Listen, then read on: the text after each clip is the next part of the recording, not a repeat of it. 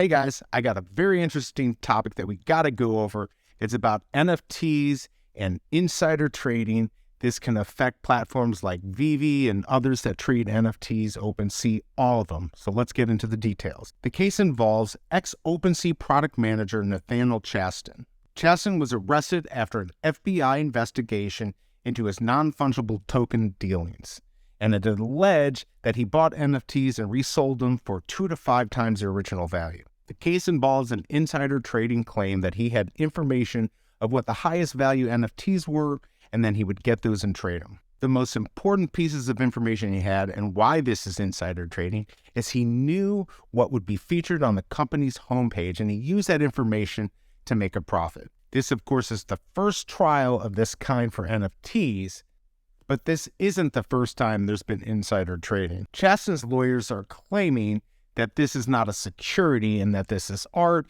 and therefore he's not under the same regulations. To counter the claim from Chastain's lawyers, he had signed an agreement with OpenSea not to use and disclose this type of information in an NDA. Like I said before, insider trading is nothing new. It's been happening for decades, and there are people that will take advantage of every situation, and that happens in the stock market, and that's going to happen with NFTs and cryptocurrency and stuff like that. Now, I like NFTs. I collect them. Right now, I collect them on a centralized market in the Veve app. I have a few others, but the big problem is there are a lot of scammers out there, and this is where you have to be super careful when you're dealing with NFTs. If the United States can have a 21-year-old release top secret information to the world on Discord, this certainly is going to be happening on small NFT projects where you have people who have information about when things are going to be released and other stuff that could help them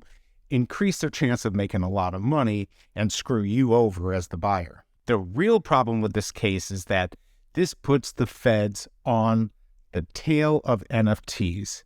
And in the end, which I've always believed, they are going to come under regulation. They are going to come under the SEC or the Securities and Exchange Commission. This is one of the reasons I always warn people to never spend more than they're willing to lose when they're investing in high-risk stuff like NFTs. Now, of course, we do have collectors, and maybe they don't care, but you also have to be careful, because do you want to lose a lot of money to some fool who's taking inside information and getting lucky and screwing you over?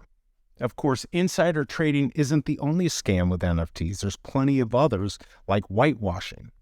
What is whitewashing? Whitewashing is where a person or a group of people get together to create a sense of value in, let's say, a specific NFT. What they do is they pump the price of an NFT by having a group of people who will buy and sell an NFT to give an appearance of the value, or maybe they buy up the floor, and they create a situation where people say, "Ooh, I better get into that now. It's going up." People buy it.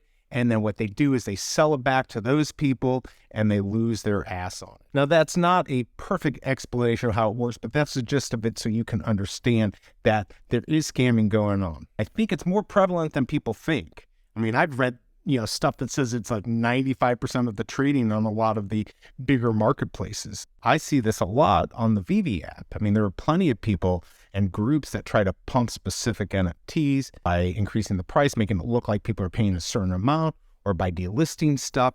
So, whatever you're doing, be very careful on any NFT marketplace. There are plenty of people that can make money who aren't even part of the scam. And that's part of the problem, because there are normal people that are able to take advantage of this.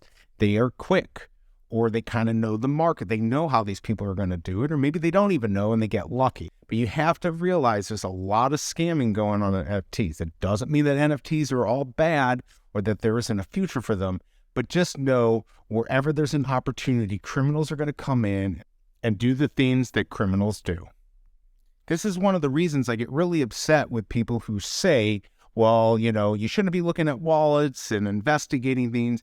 This is the exact reason why we need those investigators to keep an eye on wallets and what they're doing, because I guarantee you, the closer we look, you're going to see those. You're going to see the scams that are going on, or you're going to see transactions that are good and no issue. but we need people out there to keep an eye on what's going on, to keep things real, and to keep the community safe. I'd love to hear in the comments if any of you have seen this type of scam going on live, because I've seen it live on Veve. If you've seen it on Veve or OpenSea or any of these other projects, I'd love to hear if you've actually seen this happen. And, maybe you've gotten lucky. Maybe you're taking advantage of it and you were real quick. Maybe not. Maybe you got screwed. Leave that in the comments. I'd like to hear about it. Hit the subscribe button, click the bell. Go ahead and hit that and you can be informed of what's going on. I really appreciate you dropping by, and I'll see you next time.